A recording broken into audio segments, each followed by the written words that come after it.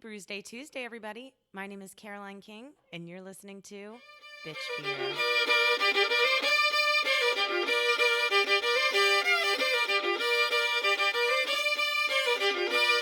Oh, parlez nous à boire, non pas du mariage, toujours en regrettant nos jolis temps passés. Oh, parlez nous à boire, non pas du mariage, toujours en regrettant nos jolis temps passés.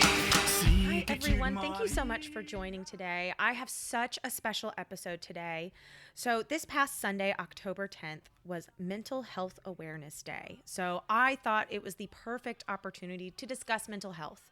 This is something that is on the top of everyone's mind right now. Mental health has been suffering and struggling across everybody, and it's something that I'm really happy to be able to talk about. So I couldn't think of a better guest than Micah Whiting. She is a licensed professional counselor here in Georgia. She's absolutely amazing, so talented, has so many specialties. And the reason I know all of this is because she is my therapist. So I figured the best way to tackle this was just to be as open and authentic about my own journey.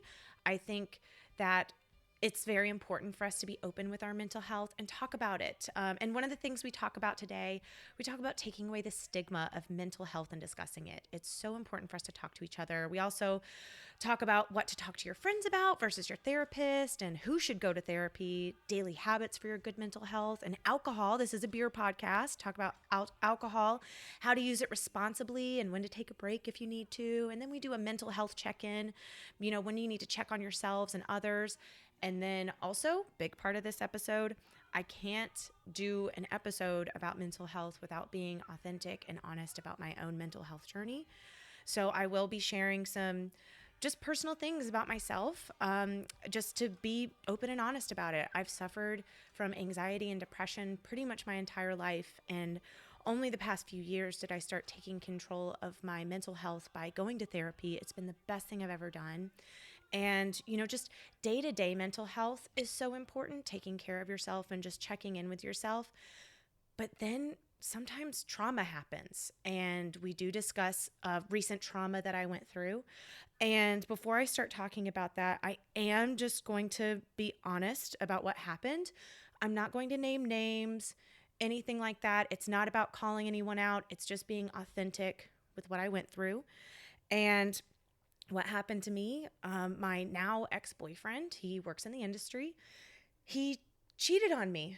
I thought he was the love of my life, and he cheated on me with a woman from another brewery while they were doing a collaboration brew. And it had been going on behind my back for a while. I had no idea. And once it all came to light, I was shocked. I was shocked. It was a trauma I've really never felt before, just betrayal, you name it. Everything. And it was just such a punch in the dick, no other way to say it. But we discuss it and talk about like how cheating isn't about you. It's about the other people involved. And really my need for bringing this up is when I was going through it and still going through it, I felt so lost and alone. Even though I had a therapist, I still felt like I was the only one going through this, and nobody else had felt this sort of pain before. So I want to be open and honest about it, so that way if anybody else is going through it or has been through it, you know that you're not alone, and it does happen, and you can get through it, because there were times when I didn't think I could. And yes, you're going to hear me cry today. That's okay. I cry over everything. But I just have to be open and authentic. I love everybody that listens to this podcast, and I appreciate you all so much. And the best thing I can do for you is just be open and authentic with my journey. I will not be responding to messages or DMs or anything like that. If anybody asks names, anything like that, again, this is not about calling people out. This is about being honest and authentic with my own journey. So I hope you all enjoy this episode. It's very special to me. And if you are going through something similar, send me an email. If you went through it and you got over the hump, send me an email. Send me something encouraging with a beer recommendation. Because it's hard, even though it's hard to get through it. And if you need advice yourself, send me an email and I'll give you the advice that I have so far. If there's anybody I can help through this, I'm happy to do it. So I hope you all enjoy this episode. Thank you.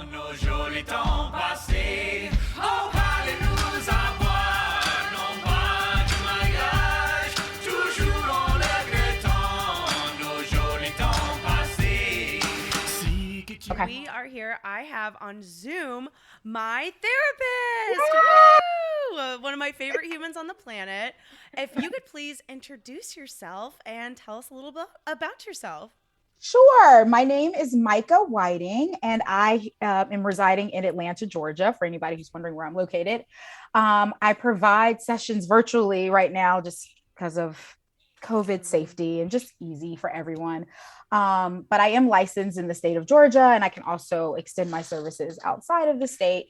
I've been a therapist for going on 10 years plus. I do count grad school because we have to practice in grad school, so I count that time. But I am a proud alum of Spelman College. That's where I went for my undergraduate education. And then I went to a really cool program that's out here in Atlanta called Richmont Graduate University. And they changed their name. I forget what the original name was, but it's a grad program that only specializes in therapy. And they do both. They do faith-based counseling, and then they also just do regular training in therapy. And so I have my master's in marriage and family counseling, but my experience and specializations are vast.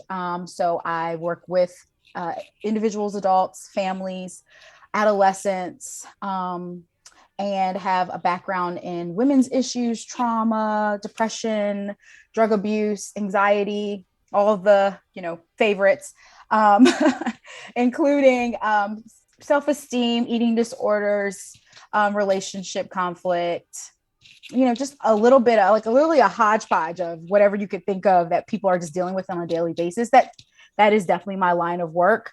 But a lot of experience in trauma and drug abuse, actually. Wow. So I've been going to you for 8 months now? Yeah. It's going by so fast. I know it's going by so fast. And it's just been being able to check in with you every week is such an important part of my week. And just being able to be okay, here's what we worked on last week and here's what we can do right now. And then moving forward. And so it's just such a special thing. And I know you're always so busy being able to do these sessions virtually. And, and so I just think I'm so grateful that you're coming onto the podcast to discuss it, because I think mental health is just something that is so stigmatized, but more and more people are talking about it, which is great. And that's why I wanted to talk about it here, because just being upfront and honest about everyone needs help. Yes. And so maybe let's just go into some mental health basics. So what are some ways to kind of take away that stigma from mental health and be more open about it? Yes. Well, first, let me just say thank you so much for just making this topic, important on your podcast. I know you guys talk about a lot of fun things on here, and this is fun too, but it also gets a little deep, so thank you for just creating that platform. One, I want to say that I feel like we are hearing this more, but I just want to bring that out again, that mental health is a part of our overall well-being. So, your mind is just as important as your body. Your emotions and the way you handle life is important, just as important as your physical self.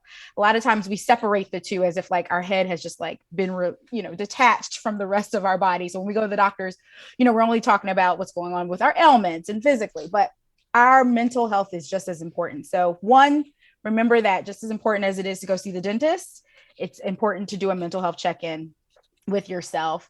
And the other piece with the stigma is that, I've heard, you go to counselors and it's well, they just don't get you, or I feel worse, after I've talked to somebody and not better, or I feel like all the counselors I've met are just crazy and, kind of hokey.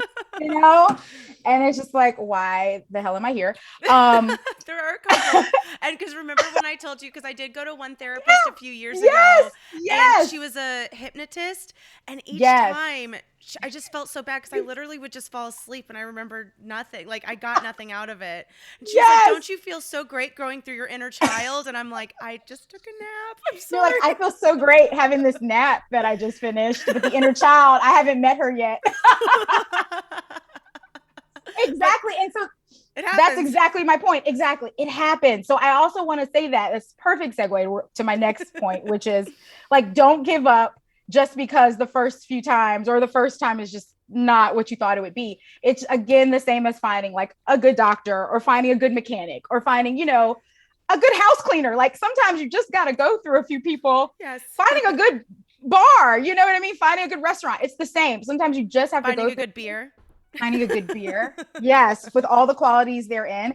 That is the same thing. Sometimes you just got to try a couple. Right. Yeah. And so don't be closed off, guys, to the idea of therapy just because, you know, the first time seems a little weird.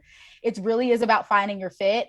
And I want to highlight just a couple things real quick. Like when you're looking for your fit, you just want to think about what's important to you. You know, does this person present, you know, with the energy, as we kind of talk nowadays, everyone's like the energy, the vibe, you know, do they present with that vibe that feels like they could be connected with you?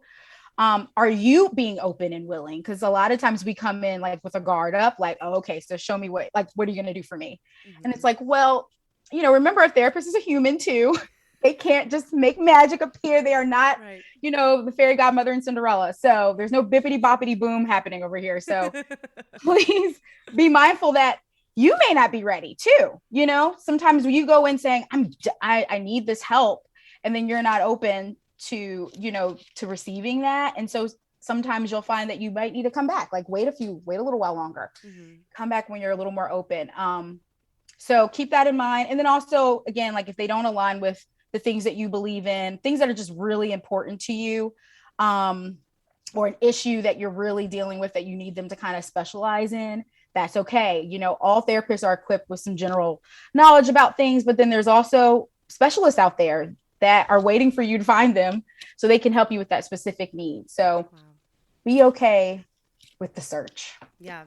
And I feel like I hit the jackpot with you, obviously, because I have like I've been going to therapy on and off for a while, and then I had the one hypnotist therapist. I had another therapist that was like very holistic and wanted me to take like mushrooms or something, and I was like, oh cool, psychedelic. Yeah, I was like, oh. All right, well, I'm going to go somewhere else. Come with me to the mountains. Yes. So it does take a while. And so just being able to find somebody that meshes with your personality. And like, I feel like us, like, it's like talking to a friend every week, but you're a professional and you can give me actual tools instead of, you know, just comfort. Instead of other things that, I have some amazing friends that give me advice, but, you know, it's not fair to rely on our friends for that kind of advice all the time. Exactly. It's so true. And then, speaking of that, so like, what are some good things? Like, what are some things that you can talk to your friends about? What are some things that are more appropriate to bring to your therapist? Like, what are your thoughts on that? Yeah, I personally am very, what's the word? Person-centered, right? That's the type of therapy style I have. You'll hear people talking about like, what's your therapy style? What's your approach?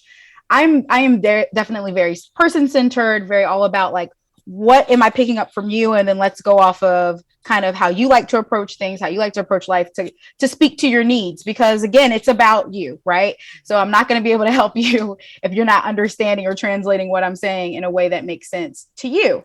So going back to with like friends, you know, we naturally reach out to our friends because they get us in a way, you know, that no one else does. Right. Totally okay to do that. I think it's just when it gets to like the depth of an issue where, okay, I've gotten the comfort, I've maybe gotten some good advice, but now I'm trying to figure out how to apply this in my life, that a therapist is a great person to do that with. One, because they're more objective. You know, your friends, they can try to be objective, but they're like subconsciously even going to come from a, subjective place. And when I say that, I mean, they're coming from previous knowledge, previous, opinion, previous, judgment of kind of like how you've been, what you do, your patterns. And even though that is actually a really great place to get some like insight and wisdom, it can also be very, what's the word, challenging, and kind of create like a space where you're not feeling heard, you're not being seen, with room to grow. It's kind of like limiting. That's the word I was looking for, limiting. So with a therapist, it creates a space where there's just opportunity for things you didn't even think about, or that your friends wouldn't even have considered, because you're able to kind of be analyzed and be explored a little deeper than where your friends could even think to go. But also, you're going to be open to addressing and looking at areas that even with your friends, you might not feel as comfortable doing, because it's so personal. Right. We're talking with our friends, we're still thinking about boundaries and things that we not ready, to share with them. And so with a counselor who, doesn't know you, has no skin in the game, you're just like, you're more of an open book. Right. So so that's important to think about too. But the other piece too is, again, boundaries. Like I just said with friends, like everything is not necessary for them to hear, right? Like some things you need to keep personal and like really finish processing through. And then I find that once you've gotten that place where you have an understanding, then you can share it with them, kind of like a testimony, where you're like, hey, I went through this period of time, I had this great revelation, and I'm here now. Usually I see that being the most helpful way to kind of bring them into that self-discovery, that process for yourself. Those are the times where I feel like, look at the work you've done, right? And now look how you can like help plant those seeds in your loved ones and your family and friends by sharing with them like your growth. Sometimes it's just not meant to share because you're just so broken and figuring your own shit out. That's like, you don't have room to even delve into that with them. Yeah.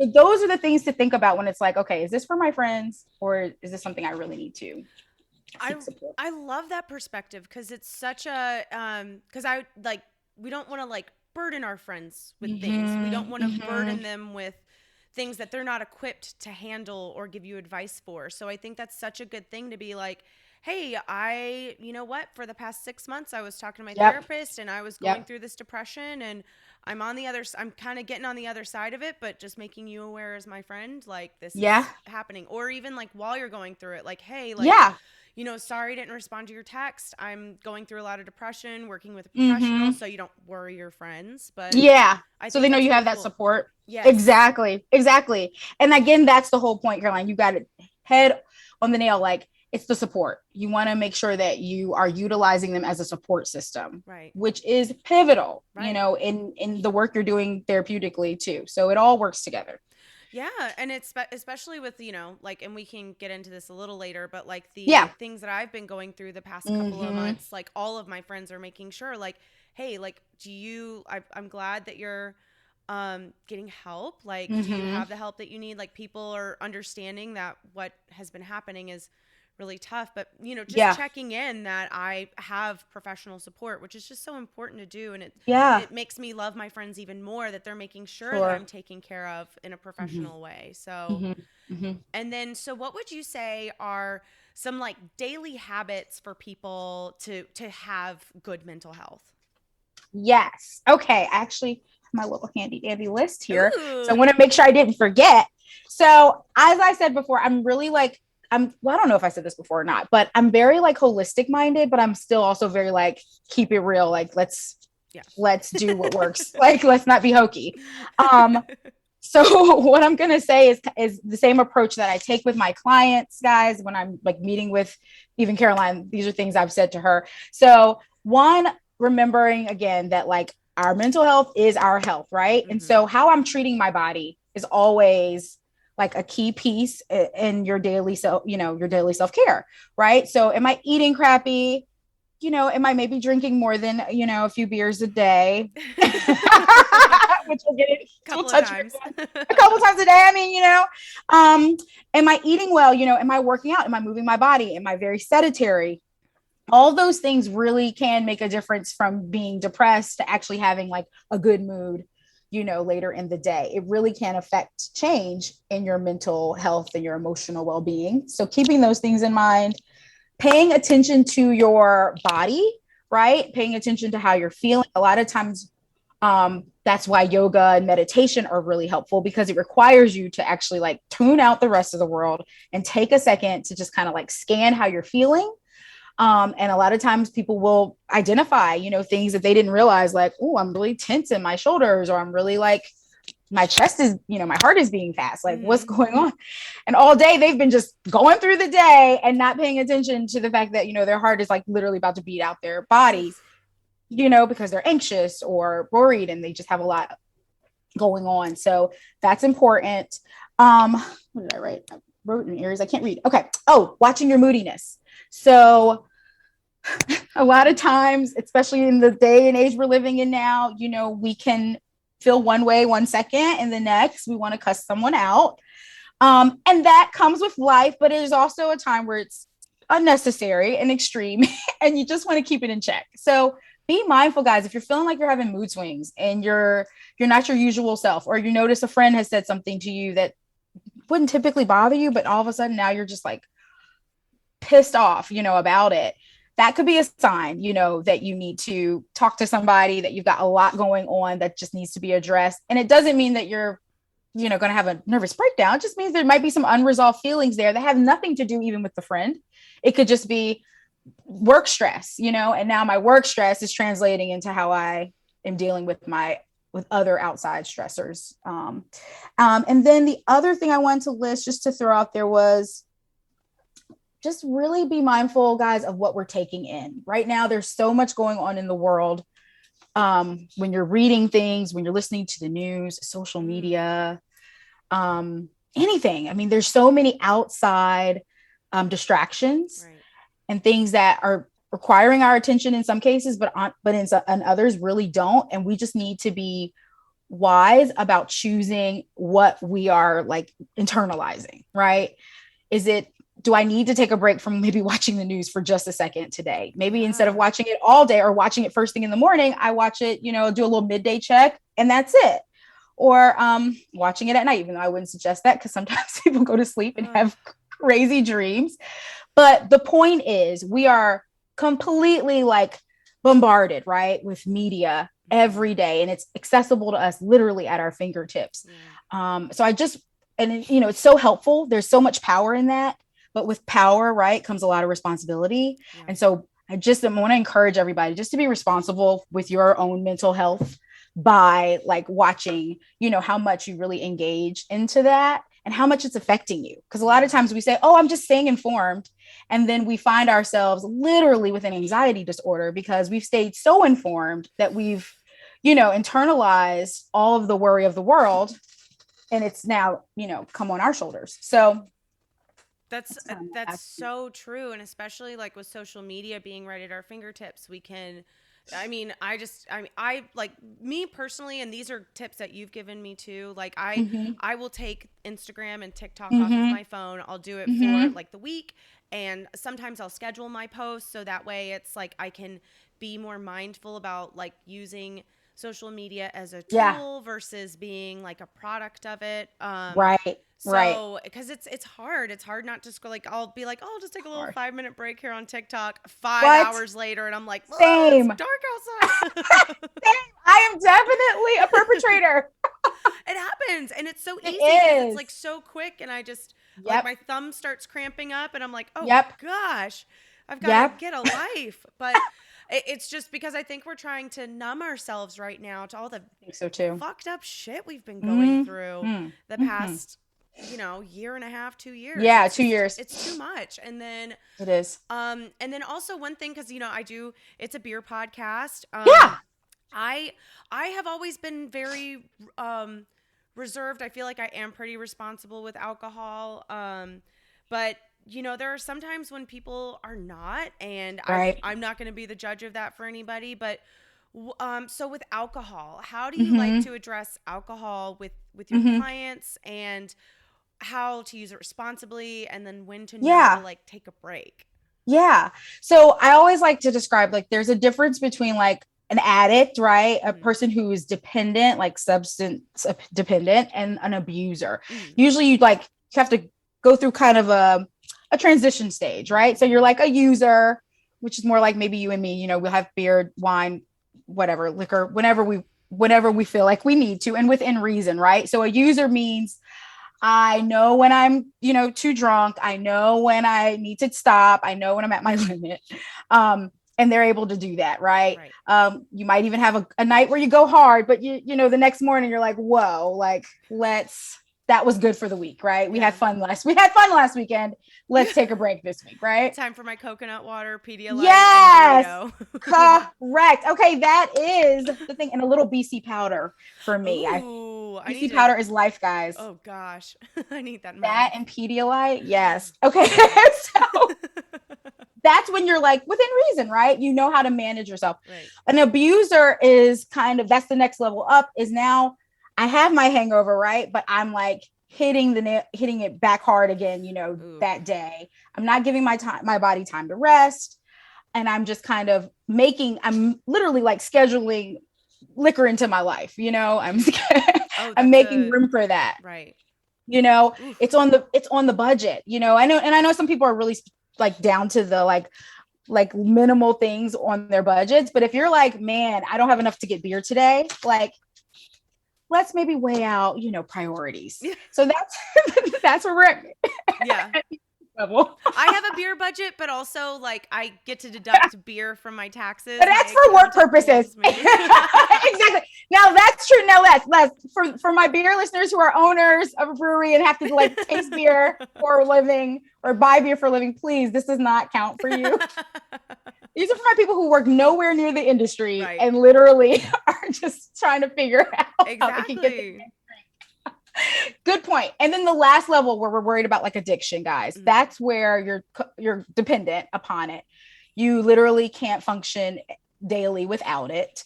You find yourself, if you do have a time without it, just kind of like how people go through coffee withdrawals, you find yourself kind of moody, agitated, just not dealing with life well when you don't have it. And then the other big key factor, guys, is are you able to maintain your daily living, like responsibilities and tasks? Are you getting up in the morning and doing all the things that we're supposed to do, the brushing the teeth, doing your hair, the washing your body, putting on clothes, leaving the house, like being functional? Or are you, kind of stuck in like a rut where you're kind of half-assed, taking care of yourself? Work is, becoming not taken care of. It's not completed. Lack of time with yourself, your kids, not yourself, with your family, your kids, if you're married, your wife or your husband, things of that nature. When you notice those things like significantly declining because you're so busy being drunk or whatever substance you might have, because we can use this for any substance. That is when you're like, that's when there's a red flag, right? That's where it's like, okay, flag on the plane, let's get some help. But you can get help even at the abuse status, for a lot of people. And then I'm going to end on this topic. A lot of people, they are in the abuse range, right? But they are using it as a coping skill. Ooh. And so that's the red flag right there, where you just want to say, okay, it's not that I necessarily have a problem with alcohol, but I've now, replaced my ability to cope with life and my emotions and feelings and my thoughts with alcohol. And alcohol is not BC powder. It's not Pedialyte. It's not the same. It's not. You can't use it as it's not healing. It's not a vitamin. It's not an herb. Wow. So just consider it like that. No, I love that. That's such a good way to think about that, and good stages to kind of like recognize that in yourself and others too. Yes. Yes. Because and speak up. Yeah. That's a good point about others, right? A lot of times we're afraid and we're like, that's not my business. But if this is someone personal to you, it is your business. Yeah, it's time to like tell your friends and like doing mental health check-ins, and then we can kind of go into more of like the next topic I'd love to talk about is just like self-love, self-importance. Yes. And because when you and I first started working together, really a lot of my stuff, I run 2 businesses that are event-based and in a pandemic. So, refocusing my business, refocusing how I how I navigate the world through this new normal. Yes. And then, that on top of, that was, and we got some great tips going through that. But then faced with the brick wall, unexpected, not only breakup with the love of my life, but the fact that he cheated on me with someone in this industry, and it had been going on behind my back for months. And just horrifying. It's just something that just the layers of disappointment, the heartbreak on top of that, the, working in this industry, just that all together was just so overwhelming. And I'll probably start crying. It's okay. Just I have to be honest and authentic, because I know there's other people who, I'm not the first person to have been cheated on. I'm not the first person to have gone through heartbreak. So I think just being honest about what I'm going through, without naming names, of course. This isn't to drag anybody. Without being petty. This isn't about anybody else except me. It's about being honest with what I've been going through. And so, because I know you do a lot with relationships and people. So when you have people who have gone through something like this, what are the first steps? What are your first advice? What's the first advice you give to these people going through something so traumatic? Right. So I actually listed 5 things, but I'm going to start with that first question, which is breathe. Yes. Oh God, I need to breathe right now. I'm turning beet red. You look fine. I'm so scared to talk about this because it's so embarrassing, but I have to be honest about it. Yes, it's your physical, right? Your physiological response to something that's, really emotional for you and very vulnerable. But that's also so needed. And it's healing in that process of you even just vomiting it out, just saying what it is that you feel and how horrible it's been. And it's going to be so helpful for others who are listening, just to feel, supported and alone. Exactly. Yeah. I mean, heartbreak is happening around the world for various reasons, right? Yeah. But in this case, in your scenario, we're talking about relational heartbreak, intimate relationships with others, loved ones, people we care about, and our world, connects. And when you lose that, it is devastating. So we just, we internalize it, right? We just feel emotional. We just want to cry all day. Yep. And so the first step is breathing, right? Just remember to just continue to take some deep breaths. Because a lot of times we just kind of hold things, and so breathing allows us to release. It may allow some tears to come that haven't came at all. It may allow some anger to come down. It may allow whatever feelings that need to process out, you want to bring those down. So the first step to that, after you're breathing, right? Well, the second step is going to be to give yourself some time. A lot of times we just want the feeling to be over. And Caroline, we have talked about this. Oh my gosh. I'm please give me all 10 steps that I can do right now to be over this fucking heartbreak. My heart it's been ripped out of my asshole and stomped on. Help me. Right? Caroline, you guys, is where is the book for this particular chapter in life? And I need it to be complete, detailed, and outlined with all steps therein that will lead me to the desired end of being over it. Yep. And the reality is, the chapter looks different for everybody, guys. Some of you who may be listening are, you had a breakup maybe a few months ago, and now you're totally renewed, refilled, and ready to pounce on the next thing. And others, it could have been a year ago and you're still just so heartbroken. Even having this conversation, you're feeling the emotions of what we're talking about. Yeah. And I say that to say it's all okay. Both time frames are okay because it's appropriate for wherever you are at in your journey. A lot of times, any loss we have, grief that we experience, requires us to look at ourselves and look at our relationship with ourselves and where we're going, where we are, where we've been, and where we want to go to, right? Yeah. So that leads to that next step, which is spending time with yourself so that you can reflect, so that it's not just so that you're more lonely. I'm not saying spend time alone, crying into a pillow every day, but if that's what you need to do to have some self-reflection, then do it. Yeah. And when you're reflecting, the next step is identify what you need. Take a piece of paper, take your phone, whatever, and identify what is it that you need? What is it that you thought you got out of that relationship that maybe really wasn't as fulfilling as you thought? Yeah. What is it that you maybe like sacrificed or really didn't think about before? And then you're like, oh yeah, I was kind of missing this. Yeah. Even those little things that we downplay because, again, you want to compromise in your relationship. You want to make sure that the other person's, you're hearing each other's desires and you're being flexible to each other. Right. Those are the things you want to think about. And then the third step would be forgive yourself. Now, I don't know. You guys probably thought I was going to say forgive the other person. And not there yet. To that. Not there yet. That's like the last step, right? It is something that you do want to work towards. But the reality is forgiving yourself is the first step. I mean, before you even get to forgiving the other person. And the reason I say that, Caroline and I've talked on this as well, is because a lot of times we feel like, what did I do wrong? What was it about me that made this person leave? But the reality is it's not about you. It is about you, but it's not about you. That person made that decision to do those things to you because they're dealing with their own brokenness and, horribleness that they need to work through. Whether they've seen the light after this situation with you or not is not the point. Right. You have to let them go on their own path. But for you, right, to feel grace for yourself, to love yourself again the way you deserve, because clearly they don't know how to do that. Hell no. You have to forgive yourself, and you've got to give yourself that grace to say, you know what, like, I'm enough, I'm worthy, whether, Stomo Blow understood that or not. And even if the breakup was mutual, right, we still have to forgive ourselves. Or if you're the one who broke up with the relationship. I've been in that position too, and it's not fun. I have but too. Also it's not necessary. You have your reasons. Yes. And your reasons should be valid enough. Okay. It's okay that you weren't perfect and you couldn't just maintain this relationship. It wasn't for you. And so you had to make that decision.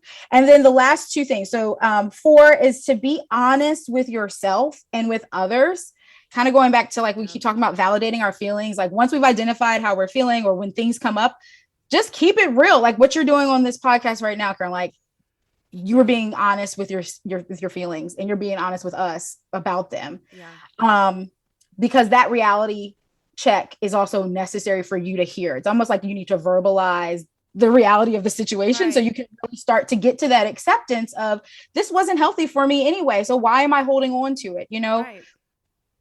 So I need to move forward. And then the last thing is setting and keeping boundaries. Well, actually, there's one more thing. Set and keep boundaries. So that goes back to deleting people if you need to, or blocking folks on the gram or on Facebook. And that also, guys, sometimes goes to their network, right? Because sometimes we've become friends with friends of friends who are connected to that person. And you guys honestly may not have even been that close. You're really only friends because of the person you were with. It's okay if you need to even block some people in the network because going on their page, you're going to see so-and-so's page and you're going to be more likely to follow them through that friend. And anything that is going to be an unnecessary distraction to your healing, it is okay to cut off. Throw the items away that they gave you that were so amazing. If it was expensive, sell it, re-gift it to someone who can use it.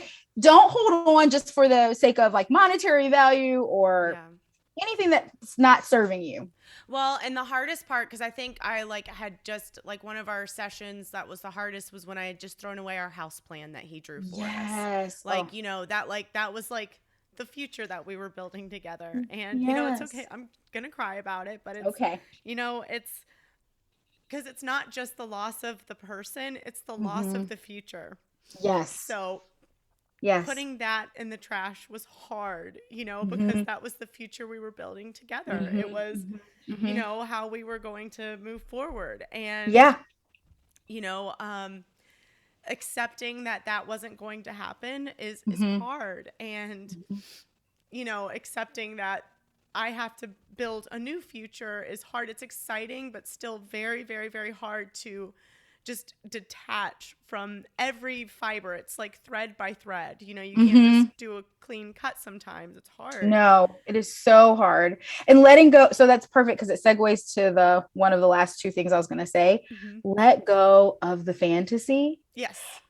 And I know in the moment, right, when we were in that relationship, it wasn't a fantasy. This was real. This is what was going to happen for our future. We were in this. Yes.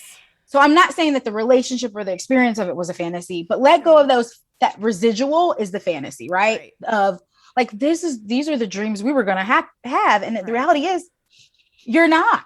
You know, that's that hard truth that no one loves to hear, but we all need to hear it. You're not having it, right? Yes. The dream has eroded. Yep. So stop picking up the rubble and holding on to it like one day this is going to be the house that we had. You know, Yes. It's not, because you know what? There's a bigger and better house ahead of you with that's someone. My house. Yes, right, with your name on it, and that's for you. And so when we're holding on to the rubble, we're missing the house that's being built for us down the freaking street. Right. You know what I mean? That's better than the house, for your example, because I'm just using it. It's true. It's better than the house plan, you know, that you guys had. Yep. So focus on, let go of the fantasy and embrace what is, right? And what can still be. You know, the dreams and hopes you have ahead. So you said that like perfectly. Oh my goodness, you've been listening. You've been listening in session. I listen to you all the time, and you're so good at checking me on like my avoidance and like things that I know that I need to go through, because really just like looking in the mirror is hard.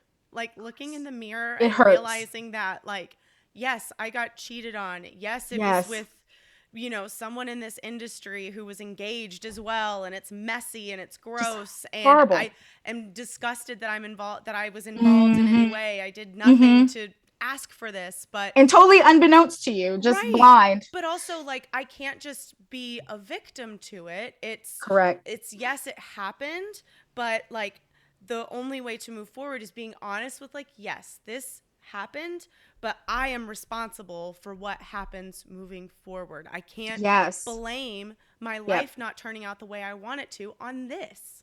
Correct. Exactly. Because only thing that does is keep you stuck. You know, we definitely get into that pattern of blame, right? And what should have been, and like the shoulda, coulda, wouldas of our life. And it's just so disabling, you know, and limiting, and it's not serving you to take you to the next place that you have room to go. You know, that relationship, that situation didn't stop you from being alive, right? It didn't stop your business. It didn't stop this awesome podcast that we're on right now. Like, there are so many things still happening. And so we have to really hold on to those things like never before when we're in that state.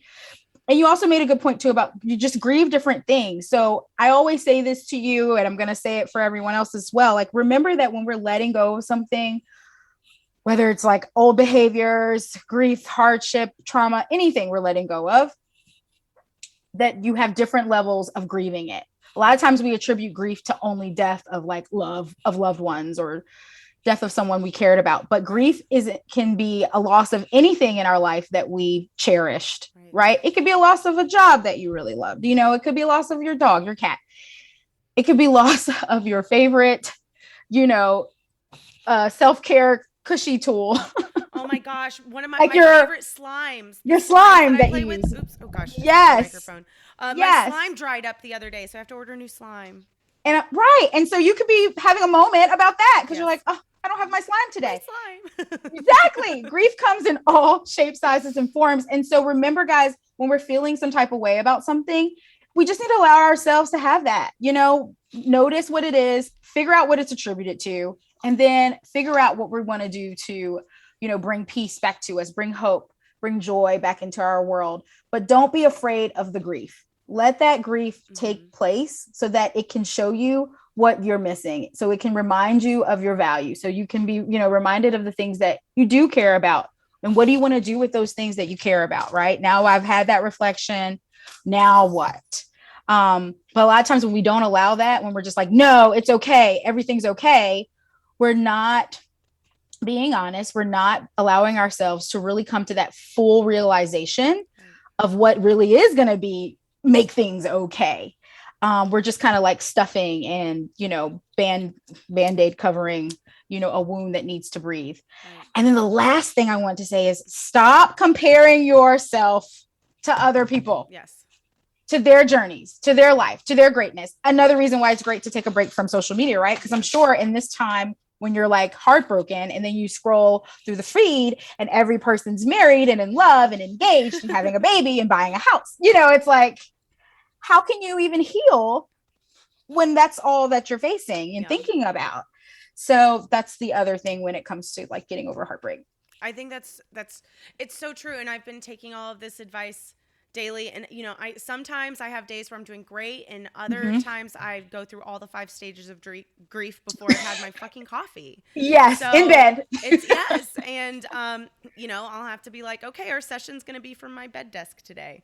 So Yes. it's just, I have to be forgiving with myself and anybody going through it.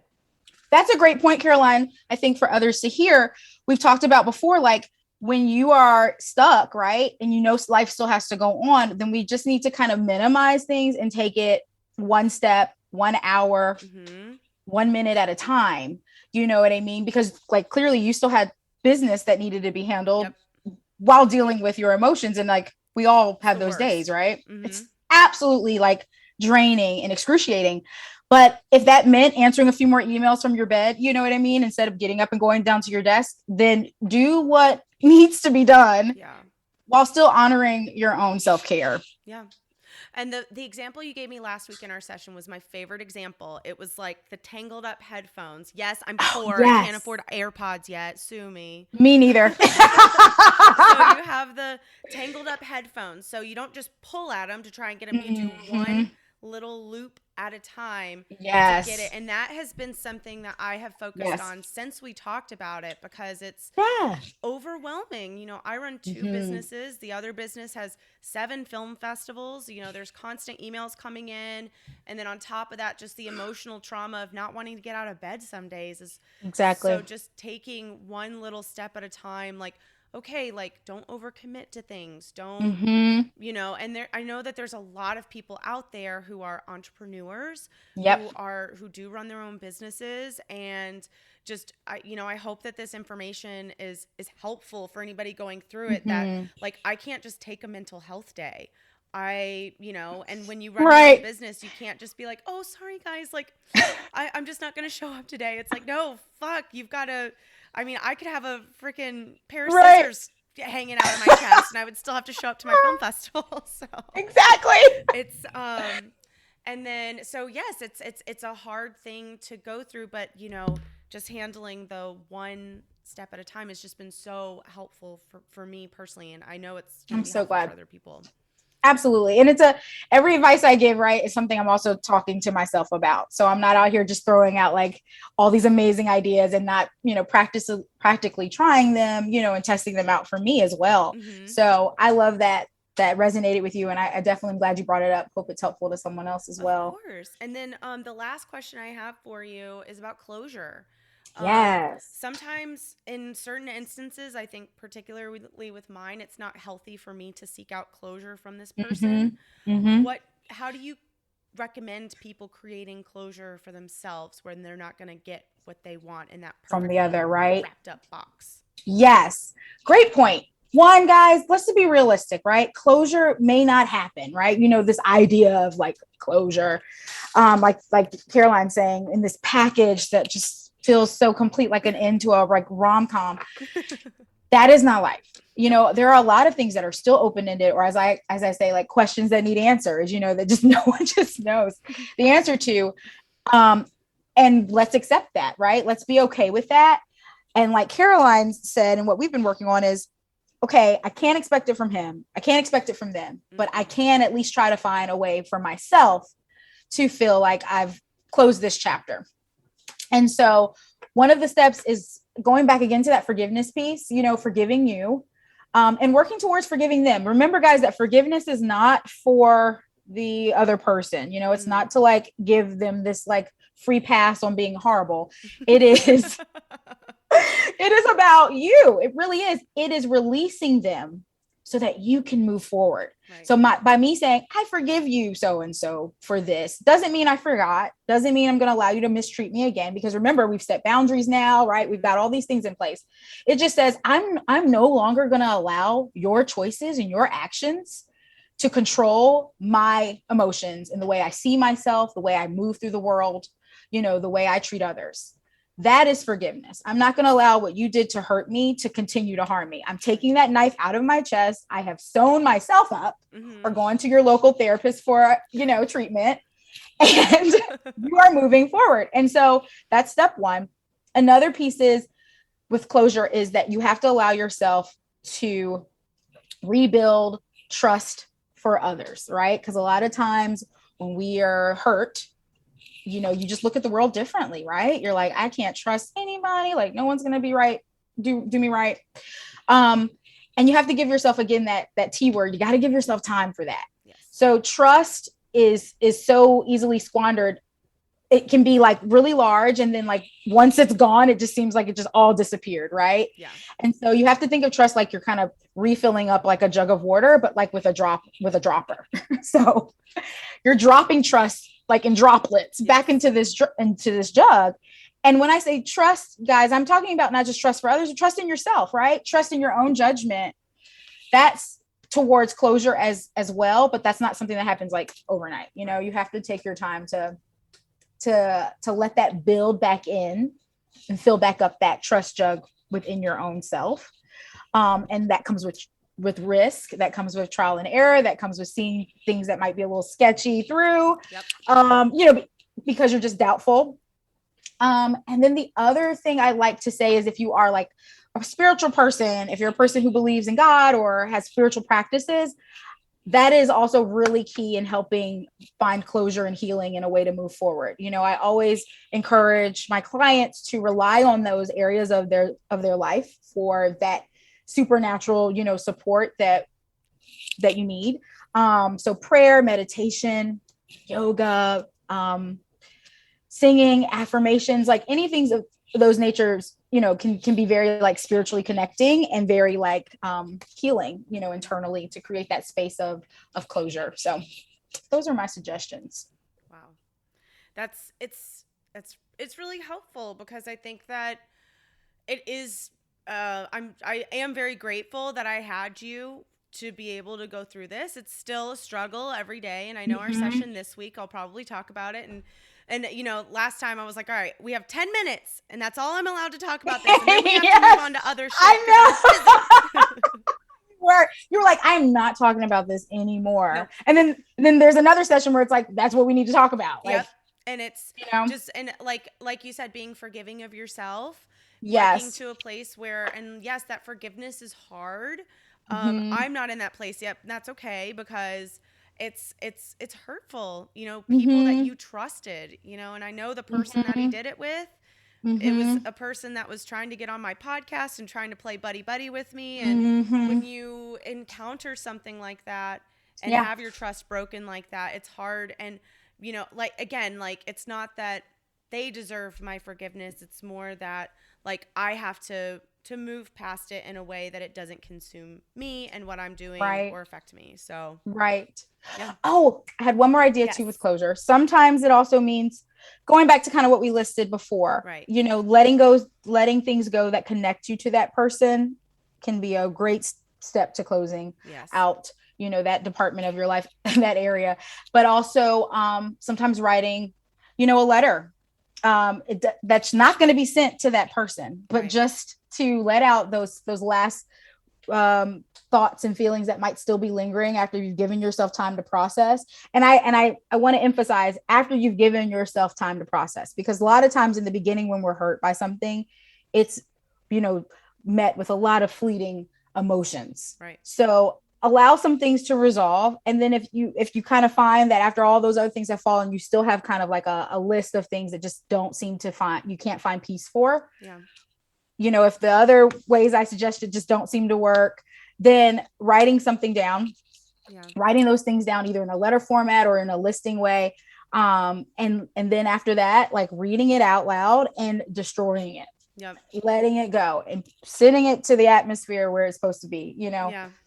So I say, throw it away. That's my assignment this week. And I haven't started it yet. I will be honest, but it's something that I've been, and it's, you know, surprise, surprise. I've learned that I have an avoidant personality. How did we not know this? What? Yes. I did not know this before I started seeing you. So, but it's more like, I just want to make sure that I am in the right headspace for it too, because, you know, I feel like I'm still on that roller coaster of emotions, but it's part of it. Just, again, being forgiving of myself, being forgiving of what I need to do to get better, and anybody else that's going through this, it's okay. Like, you're not fucking up, you're not a bad person. You're not the crazy ex-girlfriend. It's just Yes. you have to do what gets you through this to survive and what makes you better on the other side of this. Correct.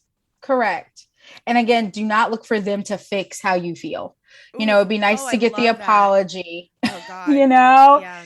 But again, like that goes back to that closure piece. Like that may not be what you get. Mm-mm. You may not ever hear them say, I'm sorry, and they take acceptance for their choices. Yeah.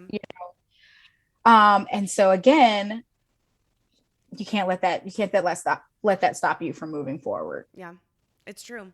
I am just so grateful, and thank you for coming onto the podcast and talking about this, giving me space to talk about it. I feel like, like we were talking about with social media, there's so many things on there that are so fake, and everybody only talks about the good stuff. So yes, I want to be able. Sorry, that's my dog. Oh, it's fine.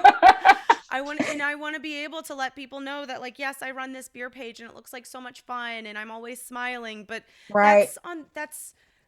I show you the good stuff, but also there's some bad stuff too. Mm-hmm, I don't want to overwhelm you with the bad stuff because, it is a podcast about beer, but we could stay on here for 2 more hours and talk about that. Right. But I think it's important I'm a human and I go through shitty shit like everybody. Absolutely. And I really hope that this helps other people that have been through this or are going through this. And yes. Yeah. And I really appreciate you coming on to talk about that and just mental health in general. I think that this is just such an amazing topic for us to talk about right now because this industry, especially the alcohol industry, especially anybody in the service industry or a lot of people that listen to my podcast, this year has been so tough. So I want people to be able to check in with themselves and if they can seek professional help, like I think that they should. And final question, who do you think should go to therapy? Everybody. Every person. Everyone. Literally everybody. Everyone can benefit from it. And sometimes it's just at a different season of your life, right? It may not be you need it forever. There are people who have residential therapists in their life, who they see, every month, every week.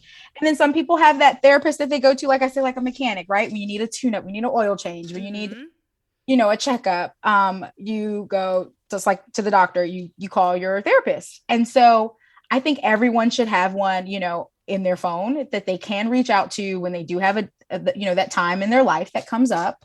Or if there's someone who really does benefit from just having that consistent person to maintain contact with. So no one is not without, is without that requirement or benefit. I think that's great because it's true. We all need it. Because like I said before, like when I first started going to you, it was like for completely different things in my life. It was more about like balancing my career and my personal life and making sure I was on track. And then this, we weren't even out of nowhere. So out of nowhere. So it's good to have someone that you talk to so you can, like, even when things are good, but then also when a crisis comes up, you have someone. Yes. And it's so important. And then, so how can we keep in touch with you? How do we find out more about you? If anybody wants to come see you, how do we get your info? Sure. So I'm on BetterHelp, guys, which is a platform I absolutely love. And no, I'm not being paid to do this, but if anyone on BetterHelp is hearing me, send me a check. Yeah. I will. Yes. And Carol, in the podcast, like, let's just make this a thing. I know. But seriously, guys, and I'm sure Caroline, you can attest to this. Like, I really do love, what the platform BetterHelp has created here. And so you can easily find me on there. I've given my link to Caroline too, to, I guess, I'll put it in the show notes. Yeah, in the show notes. But just so you guys can know, you just go to www.betterhelp.com and then it's /Micah, MYCAH with a dash, and then Whiting, WHITING. And that's how you get to my direct page. So you can select me to work with me. But, even if you just want to see what other therapists are out there, just log on, guys, just get in there. It's really easy to get started. I'm sure Caroline can attest to that. And then they select people, who they think will align with your, interest. in what's important to you, and then you go from there. And honestly, if you don't feel that person, if you're not liking that counselor, even if you try me and you're like, it's okay, not exactly my vibe, Yeah, right. you can always switch to another. You can always switch to another counselor, and it's no big deal, no biggie. They'll just notify us and move on to the next. So we are very caring, and we definitely care about you. But there are thousands of therapists on this platform who I believe, are actually like me. We've had chances to meet each other. So I can testify that there are good therapists out there, not just my wonderful self, that can help you. That can help you. So give it a try. And there are other platforms out there, guys, but I got to post what I'm on. So Awesome. BetterHelp is, It's amazing. I love it. I talk to you on my phone. I can video chat you, and we text, all the time. You can message. So I send you funny memes all the time through the app. So yeah, we can even do phone sessions too. Like if you're ever a person who doesn't want to do the video call, you can always just call me if you're just like on the go. Yeah. So and you can do a live chat feature too. If you're the type who's like a little averse altogether, you're like, I just kind of want to start here. We can just like come on at the same time and live chat. That's pretty cool. I like that. Very awesome. nice. Well, thank you again so much for coming onto the podcast. Thank you for having me. It was so fun. Yes. And next time I need like my little taste flight of beer. beers. I know. I have so many beers. Okay, so I'll make a list of beers for you. Okay, and yes. I will have you try all the beers and see which ones you like. Okay. Yes. Awesome. I would love to do that. Perfect.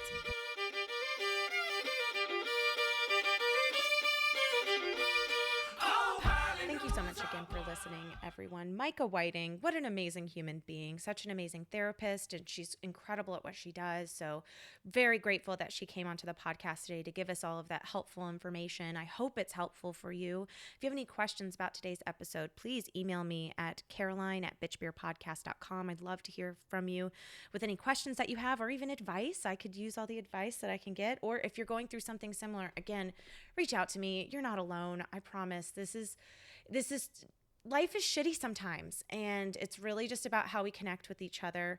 One of my favorite quotes that I've seen recently is, it's okay to not be okay. Just don't give up. Don't give up. We have to keep going. I know it feels like we don't want to sometimes, but this is all we have. So take care of yourself.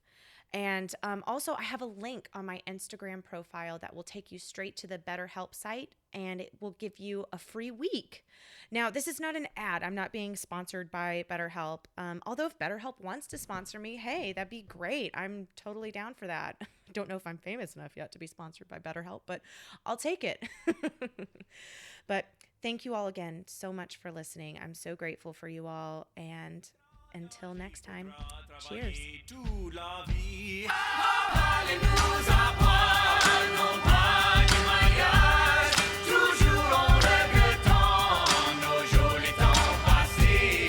Si que tu te maries avec une fille quatre quoi, t'es dans le grand danger, faudra trapper de grands reproches. Femme ou de grand voyant, car tu gaspilles mon bien. Mon bien. Parlez-nous à boire, non pas du mariage. Toujours en regrettant nos jolis temps passés. Parlez-nous à boire, non pas du mariage. Toujours en regrettant nos jolis temps passés.